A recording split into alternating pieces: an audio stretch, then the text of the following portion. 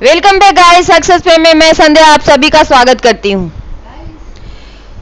शक्ति, अहंकार और गलत विचार ये किसी के भी पतन का कारण बनता है। जिस इंसान को अपनी शक्ति और शक्ति का अहंकार होता है और उस अहंकार में चूर होकर कुछ भी मनमानी वो करता है, बिना नैतिकता के विचार किए सही गलत को सोचे, तो समझ लो कि उसके अब दिन पूरे हो गए। कुछ ऐसा ही हुआ चाइना के साथ। अपने अहंकार के मद में चूर होकर उसने कुछ ऐसा काम किया कि आज उसे इस बात का एहसास हो गया होगा कि जिसके कैरेक्टर में नैतिकता ना हो, धोखा चालबाजियां हो, वो कभी सफल नहीं हो सकता। इसका प्रत्यक्ष उदाहरण है चाइना। हमेशा से वो भारत के लिए गले की हड्डी बन के रहा, हमेशा से अपनी शक्ति के गुमान में मनमानियां ही करता रहा। और हम भारतवासी नैतिकता, पेशेंस, सहनशीलता ये सब लेके बस बर्दाश्त ही करते रहे, इस उम्मीद में कि शायद शायद शायद शायद ठीक हो जाए, पर कुछ नहीं हुआ। कहते हैं ना कि जो शांत रहे उसे कमजोर नहीं समझना चाहिए।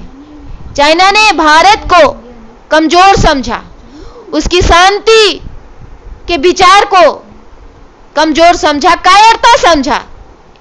इसीलिए 14 जून के रात को वो इंडियन आर्मी को पर जो धोखे से हमला किया, वो इस बात का प्रत्यक्ष उदाहरण है कि वो सिर्फ विस्तारवादी नीति में ही नहीं विश्वास रखता है, बल्कि वो हर गलत काम में विश्वास रखता है जो रात के अंधेरे में हो। शक्ति के मद में चूर होकर उसने समझा कि हम जो भी चाहेंगे कर लेंगे, कमजोरों को दबा देंगे। लेकिन भगवान कहते हैं कि तुम वही करते हो जो तुम सोचते हो, परंतु होगा वही जो हम चाहेंगे। तो चाइना पे ये कहावत भी बिल्कुल सूट करता है। विस्तारवादी नीति के अंतर्गत उसने किसी को नहीं छोड़ा, वियतनाम हो, भारत हो, रसिया हो, नेपाल हो, भूटान हो, किसी को नहीं छोड़ा वो। लेकिन कभी ये ना समझा कि अगर ये सारे एक हो गए तो फिर मेरा क्या हश्र होगा। और ये सोचता भी कैसे, ये उसके खून में ही नहीं है।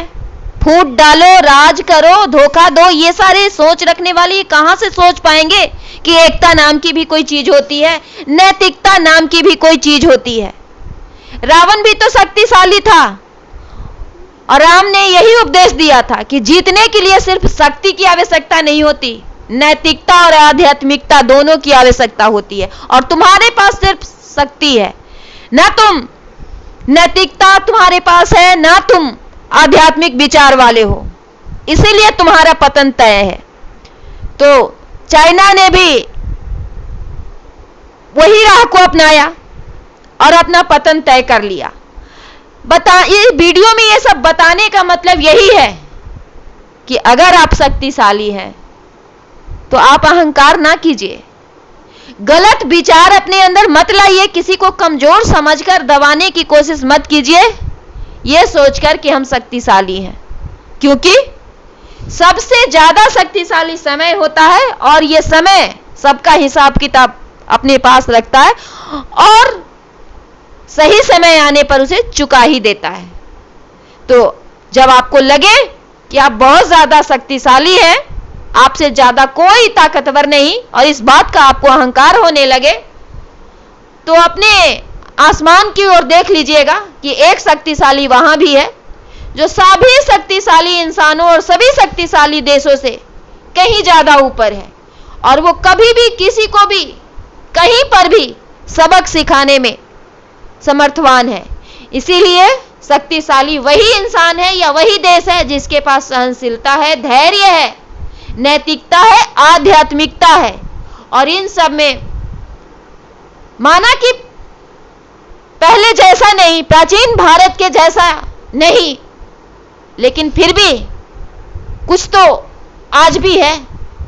और यही भारत का सबसे बड़ा ताकत है और यही भारत के विजय का कारण भी।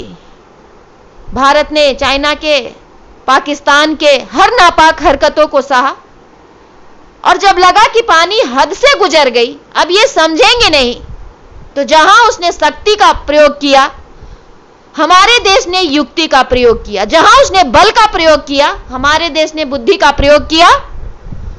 और अंजाम क्या है ये तो सभी देख रहे हैं। तो आज की वीडियो में यही संदेश लोगों को जाता है कि शक्ति से नहीं युक्ति से काम लीजिए, बल से नहीं बुद्धि से काम लीजिए और शक्ति का अहंकार बिल्कुल मत कीजिए, गलत विचार अपने अंदर आने मत दीजिए। इसी के साथ मैं वीडियो खत्म करती हूं।